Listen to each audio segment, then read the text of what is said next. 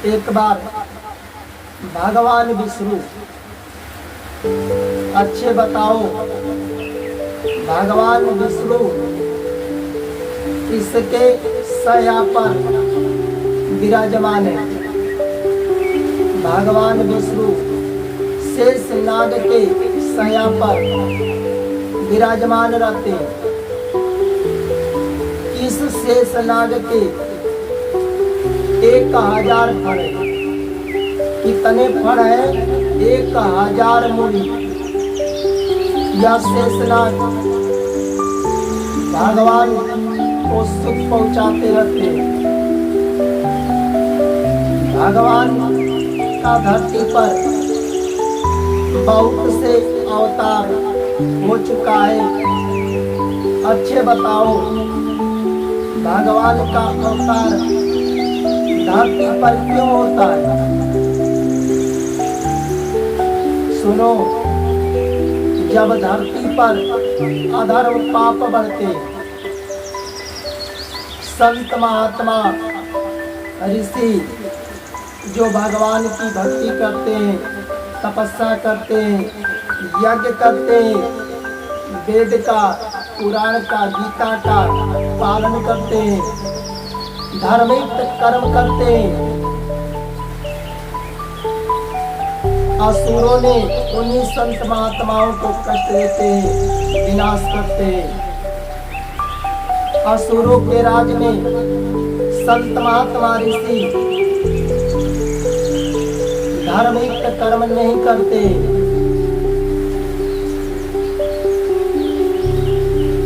तब भगवान का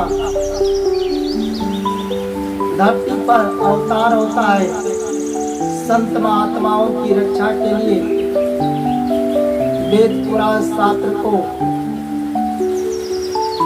बचाने के लिए। भगवान का बहुत से अवतार हुआ है। जैसे त्रेता में उसी भगवान विष्णु का ही अवतार हुआ था राम के रूप में। तो शेष जी भी भगवान राम के छोटे भाई बनकर अवतार लिए थे। क्या नाम था? लक्ष्मण जी। द्वापर में कृष्ण भगवान का अवतार हुआ था। उसी शेष जी का बड़े भाई के रूप में अवतार लिए थे। बलराम जी नाम पड़ा, जिसको बलदाऊ भी कहते हैं। तो एक समय भगवान विष्णु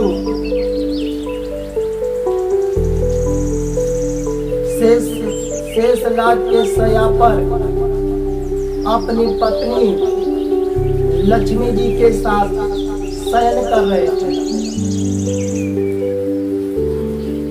उस समय भगवान विष्णु के पार्षद जो थे, भगवान विष्णु के चारों तरफ से खड़े थे। उसी समय सृष्टि के रचना करने वाले ब्रह्मा जी पहुंचे। अब जब ब्रह्मा जी पहुंचे तो भगवान तो अंतर्यामी, भगवान जान गए हमारे सामने कौन आए हैं। भगवान विष्णु और ब्रह्मा जी का बातचीत होने लगा और बातचीत होते होते भगवान विष्णु और ब्रह्मा जी में विवाद बढ़ गया। जैसे 2 लोग 4 लोग आपस में बात करते हैं, किसी का बात बुरा लग जाता है, कोई कठोर शब्द अपशब्द बोल देते हैं तो आपस में विवाद कर लेते हैं। उसी तरह विष्णु भगवान और ब्रह्मा जी बात करते करते उन दोनों में विवाद बढ़ गया और विवाद इतना बढ़ा कि दोनों में भयंकर युद्ध का रूप धारण कर लिया। अब लग रहा था कि दोनों युद्ध कर लेंगे। जब देवताओं ने भगवान विष्णु और ब्रह्मा जी का भयंकर क्रोध को देखे, तब देवताओं ने सोचने लगे, अगर विष्णु भगवान का ब्रह्मा जी का युद्ध हुआ तो सारा संसार चपेट में आ जाएगा, सृष्टि का विनाश हो जाएगा। पशु पक्षी मनुष्य देवता लोग भी संकट में पड़ गए कि हम लोग का भी विनाश हो जाएगा। अब भगवान विष्णु के और ब्रह्मा जी के क्रोध को कौन रोक सकता है? देवता लोग सोचने लगे, हम लोग की तो बस की बात नहीं है।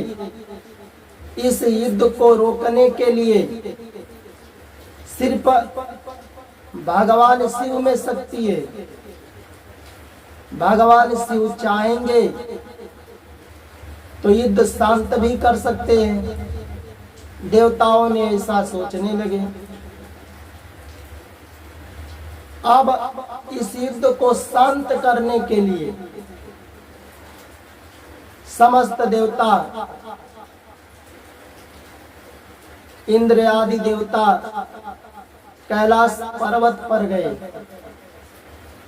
और भगवान शिव से सारा बात बताए।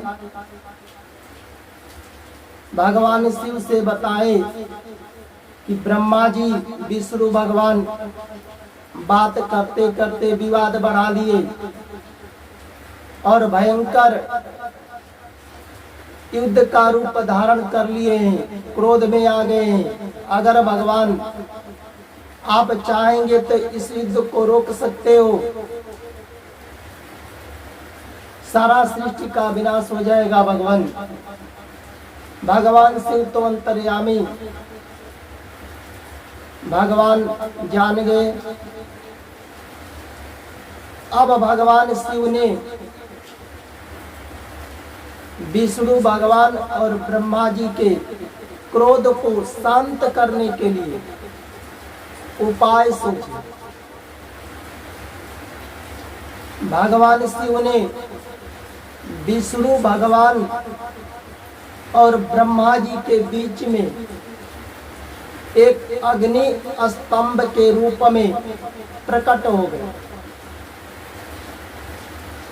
इस रूप में प्रकट हुए थे भगवान शिव, अग्नि स्तंभ के रूप में प्रकट हो गए। जब अग्नि के स्तंभ के रूप में प्रकट हो गए, तब विष्णु भगवान और ब्रह्मा जी अपने बात को रोककर अब अग्नि स्तंभ को देखने लगे। दोनों आश्चर्यचकित में पड़ गए। विष्णु भगवान ब्रह्मा जी अग्नि स्तंभ को जब देख रहे थे तो अग्नि स्तंभ कितना ऊपर है और कितना नीचे है, दोनों लोग पता नहीं लगा पाए इसका आदि कहाँ तक है और अंत कहाँ तक है। विष्णु भगवान और ब्रह्मा जी अपनी शक्ति लगा कर देखे, ज्ञान लगा कर देखे, इस अग्नि स्तंभ का न आदि का पता लगा और न अंत का पता लगा कि नीचे तक इस कितना नीचे तक है। जब दोनों पता नहीं लगा पाए, तब विष्णु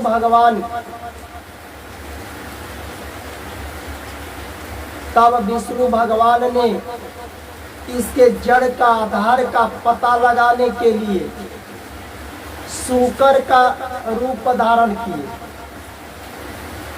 किसका रूप धारण किए थे? सूकर का रूप धारण करके और नीचे की ओर चल दिए। ब्रह्मा जी ने इस अग्नि स्तंभ का पता लगाने के लिए हंस का रूप धारण किए थे और हंस का रूप धारण करके ऊपर की ओर चल दिए। जब विष्णु भगवान सूकर का रूप धारण करके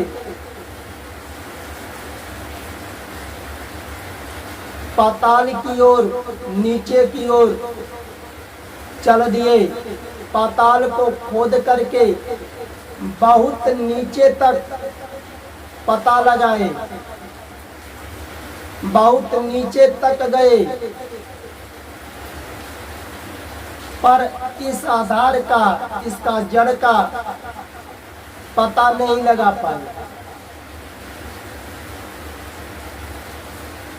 अब जड़ कहाँ तक है उसका अंत भी नहीं मिल रहा था। विष्णु भगवान लास्ट में अपने स्थान पर, युद्ध स्थल पर चले गए। ब्रह्मा जी तो हंस का धारण करके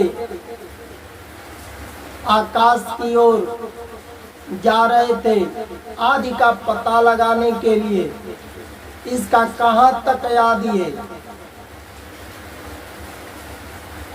जब आकाश मार्ग से जब जा रहे थे उसी समय एक अद्भुत केतकी का पुष्प ब्रह्मा जी के सामने आया और वह केतकी का पुष्प ब्रह्मा जी से कहा, ब्रह्मा जी आप अग्नि स्तंभ का पता लगाने के लिए जा रहे हो, इसका आदि का अंत है ही नहीं, कहाँ तक जाओगे, इसका आदि का अंत नहीं है। इस अग्नि के स्तंभ का पता लगाने की आशा को छोड़ दो, पता नहीं लगा पाओगे, समय भी बहुत बर्बाद होगा और अंत में हार करके आओगे। अब केतकी की बात को सुनकर ब्रह्मा जी जानते थे कि इसका आदि का अंत का, आदि का पता है ही नहीं। अब ब्रह्मा जी ने असत्य का आश्रय लेना मन में सोच लिए, असत्य का आश्रय लिए। ब्रह्मा जी केतकी से कहे कि सुनो, तुम हमारे साथ चलो और झूठी गवाही दे दो विष्णु भगवान के पास। चलकर विष्णु भगवान के पास कह दो कि ब्रह्मा जी ने इस अग्नि स्तंभ के आदि का पता लगा लिया। अब केतकी का पुष्प ब्रह्मा जी के बात को मानकर स्वीकार कर लिया, कहा कि चलो हम गवाही दे देंगे कि ब्रह्मा जी ने पता लगा लिए हैं। जब ब्रह्मा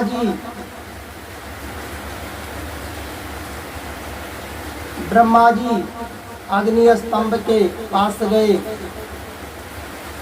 तो भगवान शिव तो अंतर्यामी,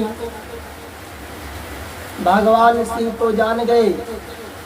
जब विष्णु भगवान गए थे, जब पता नहीं लगा पाए थे अंत का, जड़ का, तो भगवान विष्णु झूठ का आश्रय नहीं लिए। भगवान विष्णु कभी झूठ का आश्रय लेते ही नहीं है और भगवान विष्णु के भक्त कभी भी झूठ का आश्रय नहीं लेते। जो झूठ का आश्रय लेते हैं, झूठ बोलते हैं, वह भगवान विष्णु के भी भक्त नहीं है। तो भगवान विष्णु का देवताओं के सामने बहुत सम्मान किए, बहुत इज्जत किए भगवान शिव ने। पर ब्रह्मा जी जब केतकी को लेकर गए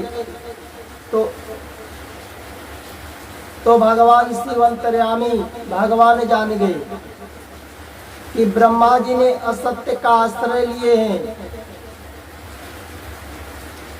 आदि का पता भी नहीं जाने, और केतकी को भी लेकर चले आए झूठी गवाही देने के लिए। तब भगवान शिव ने क्रोध में आकर ब्रह्मा जी को श्राप दे दिए,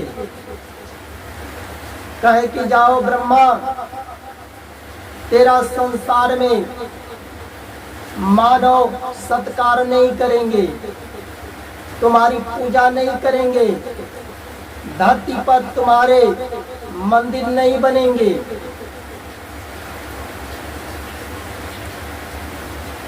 तुम्हारा कोई भी मनुष्य पूजा नहीं करेंगे। भगवान शिव ने ब्रह्मा जी को श्राप दे दिए। देखो, उसी श्राप के कारण ब्रह्मा जी का कोई भी संसार में मंदिर नहीं है, न कोई पूजा भी करते हैं ब्रह्मा जी का, क्योंकि ब्रह्मा जी ने झूठ का आश्रय लिए थे। नहीं अगर पता लगा पाए तो चले जाते, पर झूठ का आश्रय लिए थे। उसी श्राप के कारण ब्रह्मा जी का न मंदिर है, न कोई पूजा भी करते हैं, और केतकी को भी श्राप दे दिए कि केतकी गवाही बनकर आई है, झूठ गवाही, झूठी गवाही देने के लिए। तो केतकी को भी श्राप दे दिए, कठोर शब्द से बोले कि जा केतकी, तेरा पुष्प हमारे पूजन में काम नहीं आएगा, तेरा पुष्प हमारे पूजन में प्रिय नहीं होगा, और कोई भी मनुष्य हमारे पूजन में तुम्हारा पुष्प नहीं चढ़ाएगा। उसी श्राप के कारण भगवान शिव के पूजन में केतकी का पुष्प नहीं चढ़ाया जाता है। और जो लोग नहीं जानते हो भगवान शिव का, ऐसे ध्यान लगा लो, पूजा कर लो, पर केतकी का पुष्प भगवान शिव के पूजन में मत लगाना। जो जानबूझकर, जो जानते हुए भी भगवान शिव के पूजन में केतकी का पुष्प चढ़ाते हैं, उसको 1000 गौ के हत्या के समान पाप लगता है। इसलिए भगवान शिव को अगर जानकारी नहीं है तो फूल मत चढ़ाना, पर चढ़ाना तो केतकी का पुष्प मत चढ़ाना। अन्य देवी देवताओं को, भगवान को केतकी का पुष्प चढ़ता है, पर भगवान शिव को केतकी का पुष्प नहीं चढ़ाया जाता है।